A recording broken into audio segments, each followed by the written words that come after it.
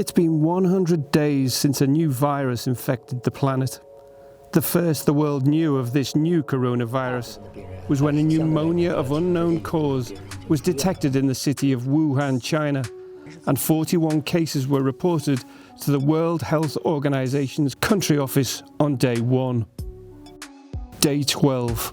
The novel coronavirus has claimed its first life in Wuhan, and the virus that was about to change the world became an international problem. Day 24. Wuhan is placed under quarantine. Then some 760 million people, roughly half the country's population, were confined to their homes. Day 30. The UAE announces its first case.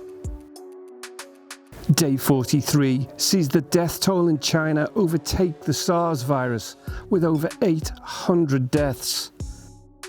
Day 53. The Italy outbreak leads to a complete lockdown of the country by March 8th. Day 72. The WHO declares the outbreak a pandemic. Day 74. A US national emergency is declared over the novel coronavirus outbreak. Day 84. New York City confirms 21,000 cases. It's the biggest epicenter in the United States. Day 92. More than 1/3 of people on the planet are under some form of lockdown. On day 97, April 5th, more than 1 million people across the globe have contracted the COVID-19 virus. This is a condition that is evolving hour by hour, day by day, week by week, in ways that we have never experienced in medicine. So for anybody to say that they have a playbook or they have a crystal ball is absolutely false. What we shared back in January and February remains true today. The UAE is one of the safest places anywhere that we're aware of, from a national response perspective, a coordination, and adhering to the latest and best science to be translated into the front line of care. The COVID-19 virus caught most of the world cold because no virus in living memory has been as virulent or as communicable as the novel coronavirus. The pandemic and epidemics the world had become used to had been highly localized and, while deadly, were not as communicable as COVID-19. This is what the human race has faced over the past decade. 2009, the H1N1 virus, or swine flu. It originated in the United States and Mexico.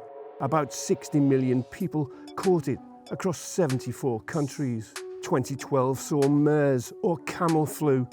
The virus was identified in Saudi Arabia. Its fatality was high, about 35%. In 2013, bird flu, or avian flu, came out of China. Of the 1,500 people infected, over 600 died, a nearly 40% fatality rate. Then there is the annual seasonal flu, which sees over 1 billion infections and up to 650,000 deaths each year. But the fatality is below 0.01%. 2019 brought COVID-19 from China with over 1 million infections and a present fatality rate of over 4.5%. With a cure some way off, self-preservation is key. There is nothing we know about what we can use to treat it with. So at the moment, no treatment. The only treatment we have is supportive treatment in hospitals with oxygen or a mask or ventilatory support for the lungs. Day 99, China reported no coronavirus deaths, the first time since it started publishing daily figures.